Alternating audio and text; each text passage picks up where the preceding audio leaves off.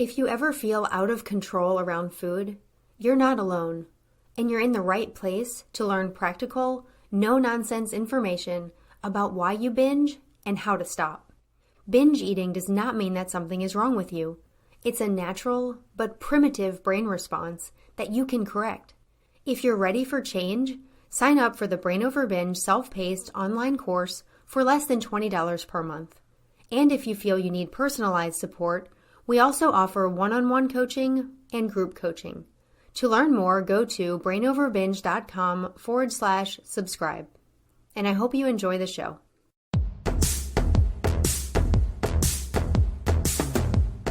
Hello, and welcome to the Brain Over Binge podcast, where we share a simple, brain-based approach to ending binge eating. I'm Kathryn Hansen, and I'm here again today with my friend and colleague, Cookie Rosenblum.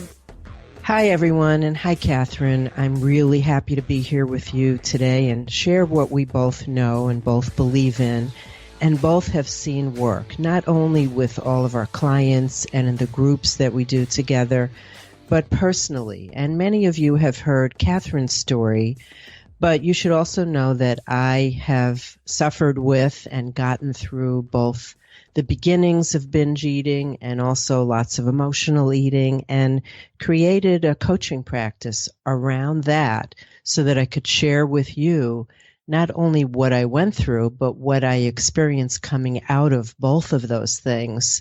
And today they're just a part of my past. And that's what we'd love to get through to you in these podcasts, is that your binge eating can be a thing of the past, and we're here to help you do exactly that.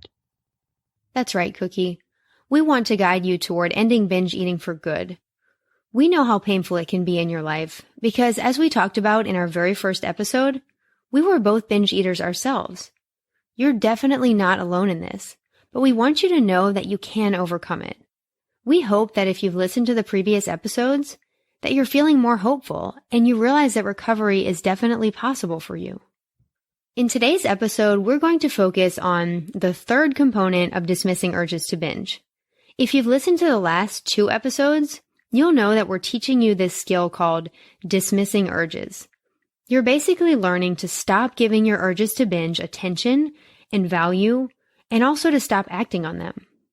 There are 5 components that I teach in my books that all work together and help you dismiss urges. As a review, the first component is to view the urges to binge as neurological junk. The second component is to separate the higher brain from the urges to binge.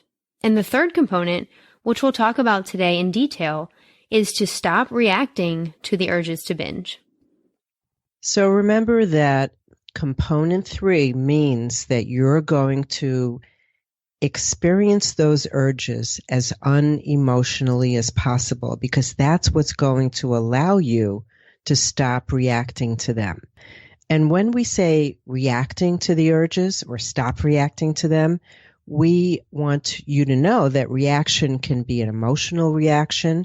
It can be a physical reaction that you actually feel in your body, or it could be a mental reaction with what you're saying to yourself. The reaction might be that you argue with the urge, or you kind of debate it and get into a discussion in your head with it.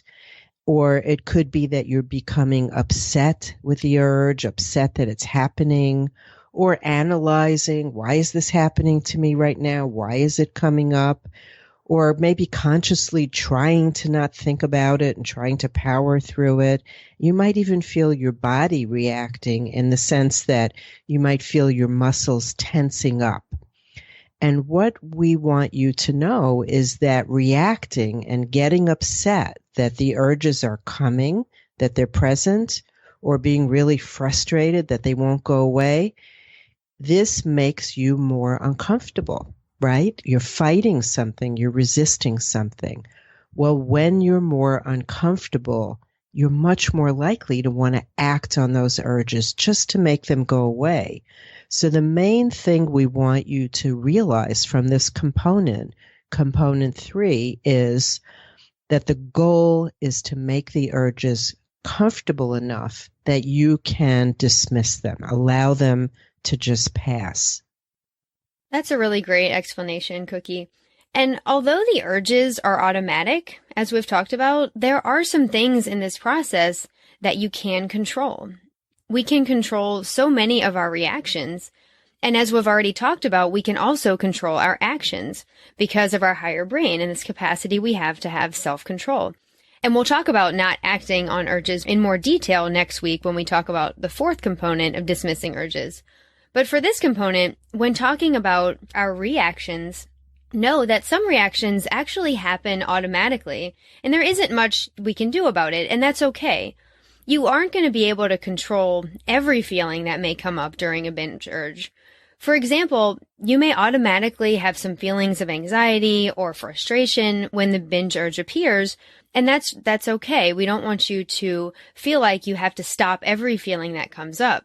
But the goal is simply to not make things worse and make things a lot harder for yourself by getting really upset about this and by having a lot of other counterproductive reactions.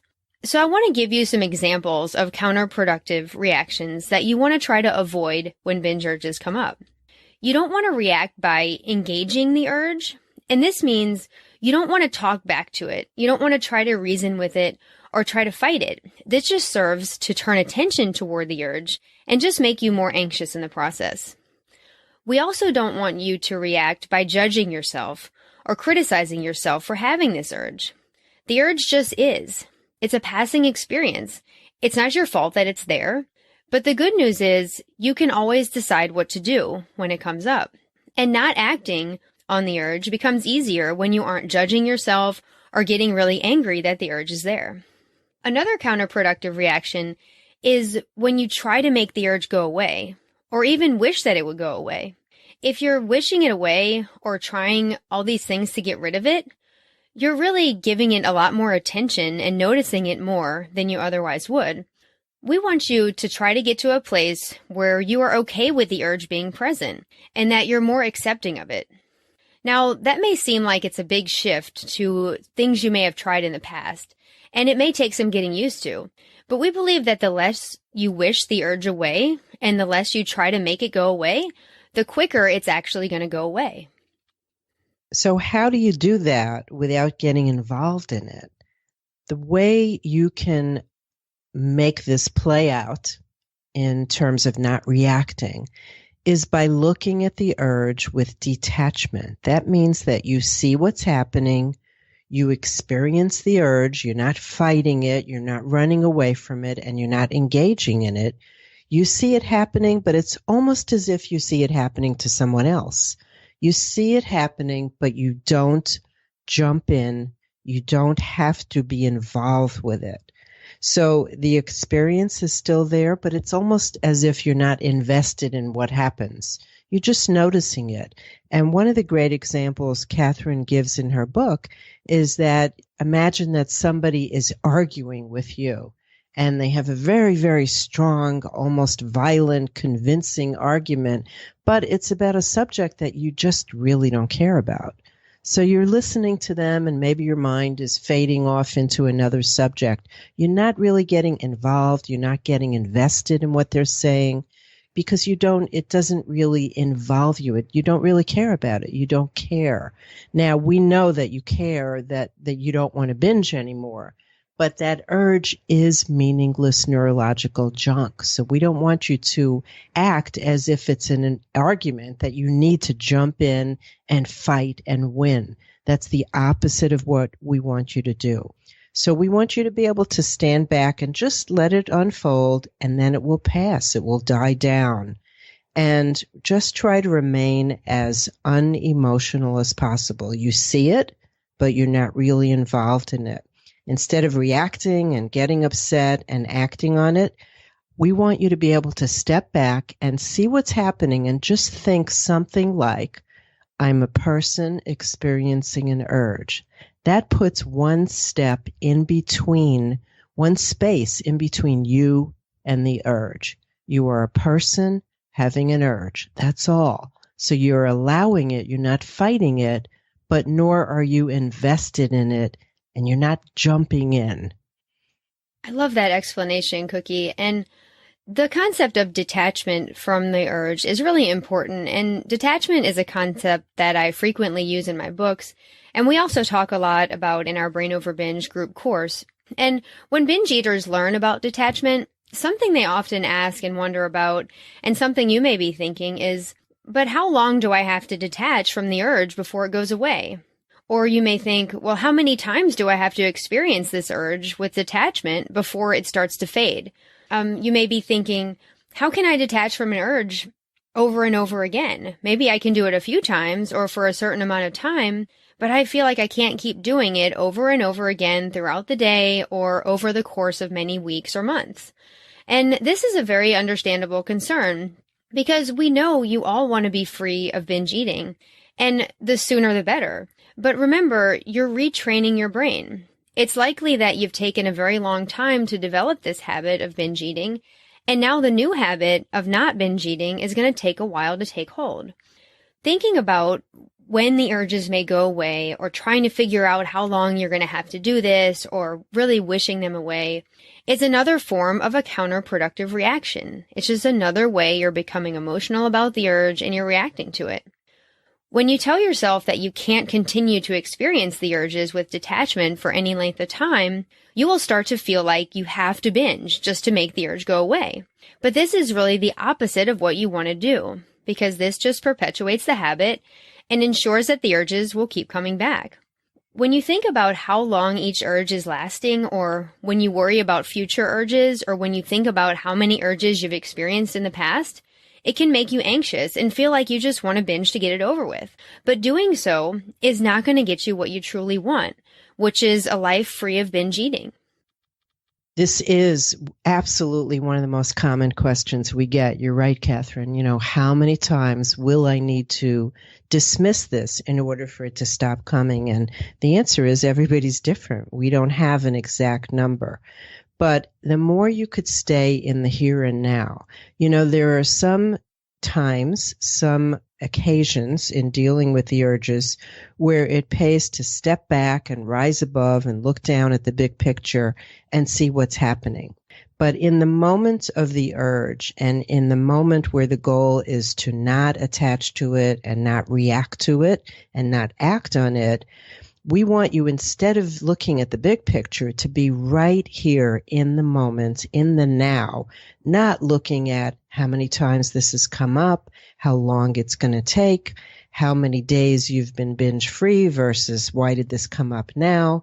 Just be in the moment with that urge and just focus on seeing what's happening and letting it flow into your awareness, but see it in a detached way. So you're just a person experiencing an urge, and it will flow away as easily as it came up. So if you worry about when it will go away and when it will come back again, we know that that's the natural thing that you've been doing so far, but this is really exhausting. And if you can just see it and see what's happening, it's the opposite. It's not exhausting. It's not a fight. It doesn't take a lot of effort. So instead of saying, why is this still happening? Just say, I'm just a person having an urge and it's going to pass. That makes a lot of sense. I just want to add that we can't guarantee when your urges will go away. Like Cookie said, it's a little different for everyone. And sometimes this really depends on how long you've had this habit. But remember that if you stop worrying about when the urges will go away and stop trying to wish them away, they can actually go away faster. So as much as you can, try to accept the presence of these urges and just observe them with detachment. That concludes our topic for today. We hope you've benefited from our discussion of the third component of dismissing urges. Next time we'll talk about the fourth component, and we hope you can join us again. If you want to learn more, you can go to the show notes to see how you can receive more information about the Brain Over Binge approach. I've mentioned my free ebook before, and I want to mention here that this ebook focuses primarily on the 5 components of dismissing urges, which is what we've been talking about here. And the ebook includes writing exercises for each component to help basically guide you through understanding these components more deeply, and also applying them in your life. So this ebook, The Brain Over Binge Basics, would be a great complement to listening to this podcast. And again, you can get this ebook by following the link in the show notes. Kathryn, I'm so glad you're offering that and reminding everybody to make sure that there are 5 components. So if you're having trouble with what we talked about today with detachment, all you need to do is go backwards and see which of the other components you may have skipped, because each one kind of naturally leads to the next one. So we're glad that you were here with us today. We want you to remember our motto, and that is, if anyone can do this, you can too, and we are here to help. And we hope you can join us again. And for now, this is Kathryn and Cookie reminding you that you have the power to rewire your brain and live a binge-free life.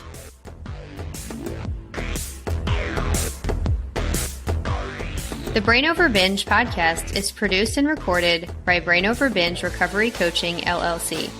All work is copyrighted by Brain Over Binge Recovery Coaching, LLC, and all rights are reserved. As a disclaimer, the hosts of the Brain Over Binge podcast are not professional counselors or licensed healthcare providers, and this podcast is not a substitute for medical advice or any form of professional therapy. Eating disorders can have serious health consequences, and you are strongly advised to seek medical attention for matters relating to your health. Please get help when you need it, and good luck on your journey.